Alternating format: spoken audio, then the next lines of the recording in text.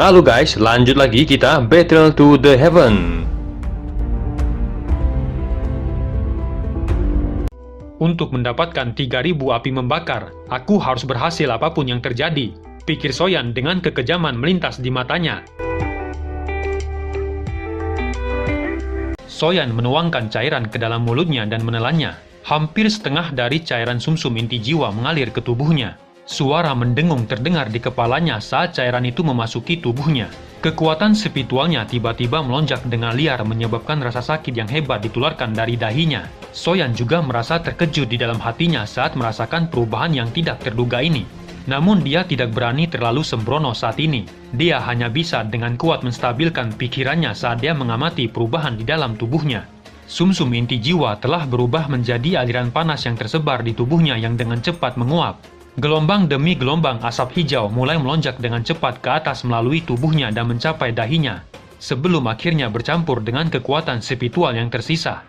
Mengikuti campuran asap dan kekuatan spiritualnya, Soyan dengan cepat merasakan energi yang kuat dan menakutkan dengan cepat bergabung dengan jiwanya.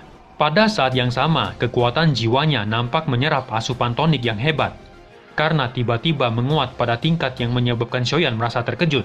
Dengan penguatan yang cepat dari kekuatan spiritualnya, rasa sakit yang membengkak di dahinya menjadi lebih kuat.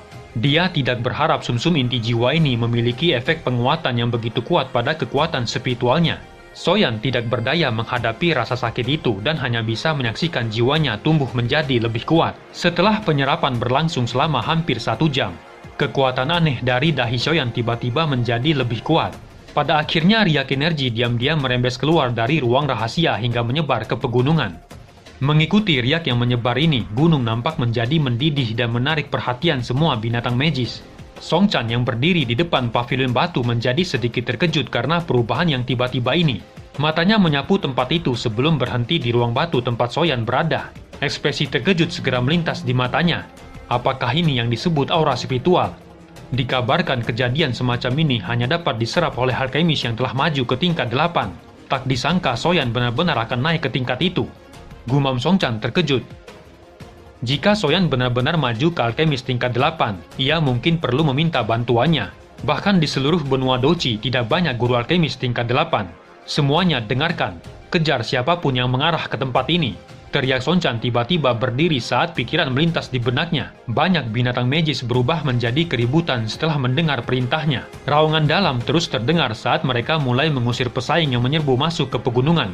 Sementara dunia luar menjadi keributan, Soyan benar-benar tenggelam dalam aura spiritual yang pekat. Perasaan nyaman dalam jiwanya membuat dia enggan untuk bangun. Sudah hari ke-8 sejak Soyan memasuki ruang batu. Fenomena yang tidak biasa itu perlahan menghilang dan kamar batu sekali lagi menjadi hening. Jian berjongkok di tangga batu dengan tangannya menopang pipinya saat tatapannya berkeliling dengan cara yang sangat bosan. Kenapa dia masih belum selesai? Dikabarkan alam pil ini akan segera ditutup. Gumam Jian. Sementara Jian bergumam, suara keras tiba-tiba bergema dari kamar batu hingga langit-langit batu yang sangat kokoh itu nampak retak menyebabkan cahaya merembes keluar. Dia telah berhasil. Gumam Songchan yang ekspresinya nampak berubah ketika dia merasakan kekuatan spiritual yang menyebar. Kekuatan spiritual yang menyebar berlangsung hingga beberapa menit sebelum menghilang. Di saat yang sama, cahaya spiritual perlahan muncul dan sosok ilusi manusia muncul di depan Songchan. Itu adalah jiwa Soyan. Pikir Songchan terkejut ketika melihat jiwa Soyan yang muncul di langit.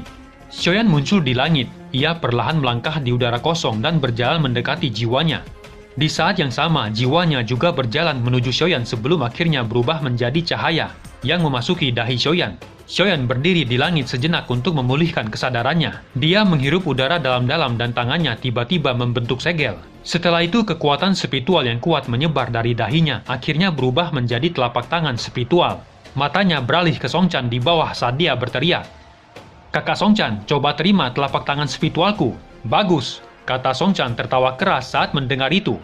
Kedua tangannya segera mengepal dan matanya menyipit saat dia melihat telapak tangan besar yang meluncur ke arahnya. Telapak tangan akhirnya bertabrakan keras dengan tinju Songchan menyebabkan ledakan teredam bergema di gunung. Saat Songchan melemparkan tinjunya ke depan, ekspresinya segera berubah ketika dia merasakan sakit di kepalanya. Kakinya mundur 2 langkah sebelum menstabilkan tubuhnya. Apakah ini adalah serangan spiritual? pikir Song Chan setelah menstabilkan tubuhnya. Serangan spiritual itu jelas tidak menyerang fisiknya, namun jiwanya. Kakak Song Chan, apa kamu baik-baik saja? Kata Soyan perlahan turun sementara Song Chan tenggelam dalam pikirannya. Seranganmu itu sangat kuat. Jika itu orang yang lebih lemah, kemungkinan kesadarannya akan rusak di bawah serangan spiritual semacam itu. Jawab Song Chan tersenyum. Kamu akhirnya keluar. Kata Zian yang muncul di belakang Soyan. Sudah berapa hari aku di dalam? Kata Soyan menoleh ke arah Zian. Hampir 8 hari. Jika kamu sedikit terlambat, alam pil ini akan ditutup. Pada saat itu kamu juga akan kehilangan kompetisi. Kata Zian seraya memutar matanya. Masih ada 1 hari lagi. Aku sudah mengumpulkan semua bahan obat. Saatnya pergi. Bagaimana dengan kalian berdua? Tanya Soyan. Kami akan mengikutimu, namun ada anggota menerapil yang menjaga pintu keluar. Karena itu kamu bisa pergi dulu sampai di sana. Aku akan memikirkan cara setelah itu. Kata Zian merentangkan tangannya. Kalau begitu, ayo kita pergi. Kata Soyan sedikit mengangguk. Kamu harus menyimpan ini dulu. Ingat, jangan mengambilnya semua. Kata Zian membuka tangan kecilnya dan cincin penyimpanan hijau muncul di atasnya. Wajah Song Chan di sampingnya nampak bergerak-gerak ketika dia melihat cincin penyimpanan itu. Apa itu? Tanya Soyan. Itu berisi semua bahan obat langka di ruangan batu. Kata Song Chan tak berdaya. Soyan tidak bisa berkata-kata saat mendengar itu. Dia menatap Zian dan tanpa sadar menggelengkan kepalanya dengan senyum pahit. Bibi kecil ini sudah mengambil semua barang orang lain. Kakak Song Chan, apa kamu juga ikut? Tanya Soyan seraya menyimpan cincin itu. Benar, aku masih harus bergantung pada nenek kecil ini jika aku ingin pergi. Aku juga akan mengawalmu. Jika kamu bertemu orang itu lagi, situasi bisa menjadi buruk, kata Song Chan. Kalau begitu, aku akan merepotkan kakak Song Chan, kata Soyan tersenyum dan menangkupkan tangannya. Terbang sendiri benar-benar merepotkan, kata Song Chan tersenyum. Mulutnya tiba-tiba mengeluarkan siulan. Teriakan burung yang jelas segera bergema di pegunungan ketika burung besar terbang mendekat dan melayang di langit. Ayo pergi, burung besar ini sangat cepat. Itu akan menghemat tenaga kita, kata Song Chan. Di sepanjang jalan Soyan melihat cukup banyak alkemis yang bergegas menuju pintu keluar. Mereka nampak iri pada Soyan yang menunggangi burung besar. Dengan tunggangan itu, dia akan menyelamatkan banyak masalah. Keesokan paginya Soyan melihat panggung putih telah muncul di tanah lapang di kejauhan. Apa itu adalah jalan keluar dari alam pil? Pikir Soyan saat melihat panggung itu. Ia dan lainnya bergegas turun dan mendarat di alun-alun di depan banyak tatapan. Mata semua orang dipenuhi kejutan saat melihat Zian dan Song Chan yang tidak seimbang. Sangat sulit bagi orang lain untuk memperlakukan mereka sebagai alkemis. Kelompok Soyan mengabaikan tatapan sekitarnya. Matanya menyapu dan segera berhenti pada beberapa sosok yang dikenalnya di depan. Cao Ying tampak cantik dengan pakaian hitam berdiri dengan anggun di alun-alun. Matanya yang bening menatap Soyan saat dia muncul. Dia dengan lembut menghela napas lega setelah melihat Soyan baik-baik saja. Sudut mulut Song King bergerak saat melihat sikap Cao Ying. Wajahnya segera memperlihatkan rasa malu saat dia berkata pada Cao Ying dengan lembut. Untungnya tidak ada yang terjadi pada saudara Xiaoyan. Yinger, orang tua itu diam-diam menggunakan kekuatan tersembunyi untuk mendorongku menjauh. Jika aku tidak segera bereaksi, kemungkinan kekuatan tersembunyi akan merenggut nyawaku. Cao Ying memutar matanya saat mendengar itu. Senior Song tidak perlu menyalahkan diri sendiri. Mereka yang tertinggal saat itu hanya menunggu kematian. Bagaimana bisa aku menyalahkanmu? Kata Cao Ying tersenyum. Namun rasa dingin yang samar muncul di mata Cao Ying. Terlepas dari kekuatannya, dia masih seorang wanita yang lemah ketika dihadapkan pada momen kritis hidup atau mati.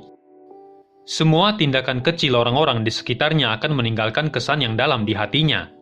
Song King jelas sudah masuk daftar hitam di dalam hatinya. Song King tidak menyadari emosi yang tersembunyi di mata Cao Ying. Karena itu dia hanya menghela napas lega. Soyan menyapu matanya ke arah Cao Ying yang nampak tersenyum hangat dan membalas senyuman itu. Sebelum mengalihkan matanya dan matanya tiba-tiba menjadi dingin ketika melihat Mugu duduk bersila tak jauh di depannya. Mugu merasakan kehadiran Soyan. Matanya menyapu dan berhenti pada Song Chan di samping Soyan dan mengerutkan keningnya. Soyan dengan dingin menatap Mugu sebelum menarik pandangannya dan melihat Danchen tak jauh di depannya dengan matanya tertutup saat dia memulihkan diri.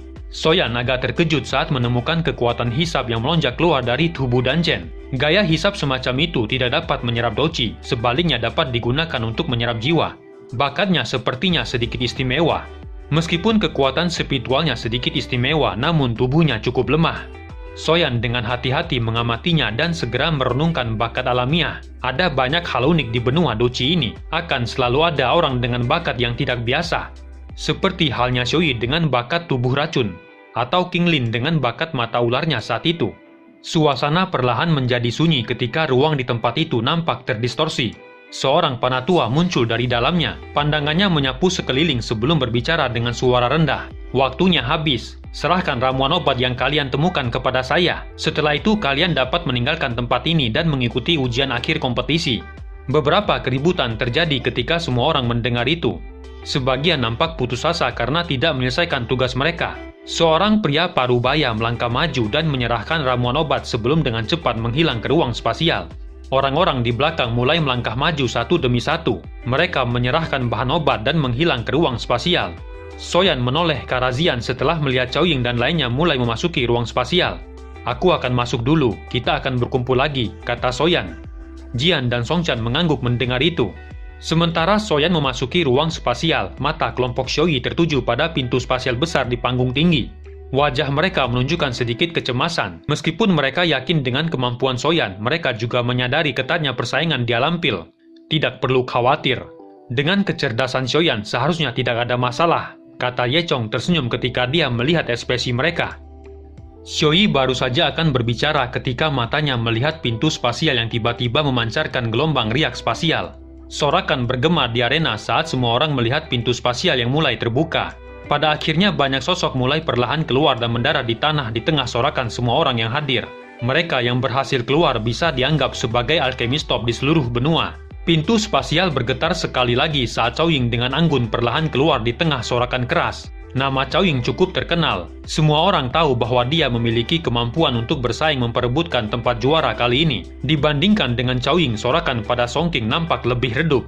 Sementara Xiaoyi dan lainnya menunggu, pintu besar spasial sekali lagi beriak ketika Soyan perlahan muncul dan mendarat di tanah di tengah sorakan keras. "Itu kakak Soyan," kata Xinlan dengan sukacita buru-buru berteriak. Xiaoyi, Tianhuo dan lainnya bergetar ketika mereka mendengar itu. Mata mereka dengan cepat melihat ke arah Soyan dan menghela napas lega. "Saya sudah katakan, ia pasti dapat melewati rintangan kedua ini," kata Ye Chong tersenyum. Soyan mengalihkan pandangannya dan segera tersenyum ke arah kelompok Xiaoyi. "Orang ini," gumam Xiaoyi tanpa sadar menggelengkan kepalanya saat dia melihat penampilan Soyan yang tenang. Mata Soyan menyapu ke segala arah sebelum berhenti pada tiga sosok ketua di kursi tertinggi di arena. Dia sedikit terkejut saat menemukan wanita cantik yang tidak dia kenal sedang mengamatinya. "Apakah dia adalah Xiaoyan, murid Yao Chen?" kata Fei Ying menatap Xiaoyan dari panggung tinggi. "Benar, dia adalah Xiaoyan," kata Kongji di sampingnya tersenyum dan mengangguk. Matanya menyapu Soyan dan ekspresinya tiba-tiba berubah. "Apa kamu juga telah melihatnya?" Riak spiritual orang ini tampaknya sedikit tidak biasa. "Jika saya menebak dengan benar, dia seharusnya sudah mencapai kondisi jiwa," kata Fei Ying sedikit tersenyum dan berbicara dengan lembut. "Itu memang penampilan dari kondisi jiwa. Penglihatan orang tua Yao Chen itu sangat bagus," kata Mo Liu di samping mengangguk dan berbicara dengan sikap yang agak tegas. "Jika dia telah benar-benar maju ke kondisi jiwa, Den Chen dan Cao Ying akan kesulitan mengalahkannya." Kongji mengangguk. Soyan tidak memberinya perasaan seperti itu saat terakhir kali mereka bertemu. Sepertinya transformasi Soyan semacam ini terkait dengan perjalanannya ke alam pil. Mata Kongji menyapu arena sebelum dia berbicara. "Selamat untuk kalian semua yang bisa berdiri di sini. Kalian telah melewati babak eliminasi kedua. Namun kalian semua harus sadar bahwa babak berikutnya adalah yang terpenting. Mereka yang bisa bertahan sampai akhir akan menjadi juara kali ini. Panggung batu di langit adalah panggung untuk kalian tampil. Saya harap kalian dapat melepaskan yang terbaik di tempat itu. Semua pesaing, silakan ambil tempat masing-masing." Semua alkemis di arena menjadi mendidih ketika mereka mendengar itu dan bergegas ke panggung batu yang melayang di langit. Soyan tidak terburu-buru memilih panggung batunya, sementara yang lain memperebutkan tempat. Soyan akhirnya mendarat di panggung batu yang lebih dekat ke tepi. Dengan begitu, dia bisa lebih tenang dalam memurnikan pil obat. Soyan duduk bersila setelah menemukan tempatnya, matanya menyapu ke segala arah sebelum berhenti pada Cao Ying, Den Chen, dan Song King. Mereka bertiga agak jauh dan juga memilih tempat di dekat tepinya. Matanya beralih pada Mugu yang duduk tidak jauh dari ketiganya dengan mata tertutup. Orang ini menyembunyikan auranya dengan begitu baik, pikir Soyan mengerutkan keningnya. Selain itu, Mugu juga seorang alkemis tingkat 8 dari generasi yang sama dengan Yolau. Satu-satunya yang bisa dia lakukan adalah mengerahkan semua kemampuannya. Mata Kongji perlahan menyapu panggung batu di udara dan melambaikan tangannya saat suaranya bergema di langit. "Sekarang adalah waktunya memperbaiki pil obat." Suara Kongji baru saja terdengar ketika suasana arena langsung memadat dan kuali obat segera dikeluarkan dari segala arah. Beberapa keributan bergema di arena saat semua orang melihat banyak kuali obat yang muncul pada saat yang sama. Beberapa suara alkemis mulai terdengar di langit saat nyala api melonjak di tangan mereka menyebabkan seluruh langit terlihat cerah. Soyan tidak terburu-buru memperbaiki pil obat, sebaliknya matanya sedikit tertutup saat dia mengatur pikirannya. Sementara Soyan tenggelam dalam pikirannya, Cao Ying mengeluarkan kuali obatnya dan sekelompok api merah perlahan naik dari telapak tangannya, hingga menyebabkan api di dalam kuali alkemis di sekitarnya sedikit berfluktuasi. Mereka terkejut sebelum melayangkan mata mereka ke arah Cao Ying. Kemunculan api merah juga mengejutkan Soyan. Itu adalah api iblis darah. Pikir Soyan tertegun saat melihat api merah yang melonjak di tangan Cao Ying. Api itu bukanlah api yang terbentuk secara alami, melainkan api buatan yang mirip dengan api transformasi kehidupan milik Soyan. Dibutuhkan hampir 1000 darah binatang magis afinitas api untuk membentuknya. Di sisi lain, api binatang magis yang kuat nampak melonjak di tangan Denchen dan Song Qing. Gelombang panas yang tidak biasa tiba-tiba mengejutkan Soyan. Dia menoleh dan melihat api jantung laut yang melonjak di tangan Mugu yang berubah menjadi ular api yang berputar di sekitar tubuhnya. Beberapa alkemis yang paling dekat dengan Mugu nampak terkejut saat melihat api surgawi biru yang muncul, hingga menyebabkan kuali obat mereka bergoyang dengan kuat sebelum akhirnya meledak. Riak panas yang menyebar menyebabkan beberapa alkemis tidak dapat bereaksi tepat waktu dan jatuh dari panggung batu. Mugu hanya tersenyum dingin saat melihat itu.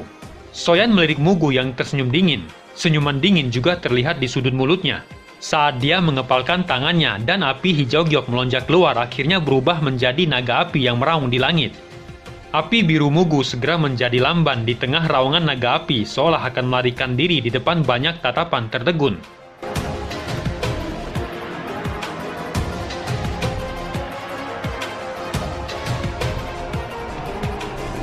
Cerita pun selesai. Nantikan spoiler selanjutnya guys. Buat yang belum subrek, dibantu subrek yo guys, biar jalan terus spoilernya. Buat yang udah subrek, mudahan dilancarkan rezekinya. See you and ciao.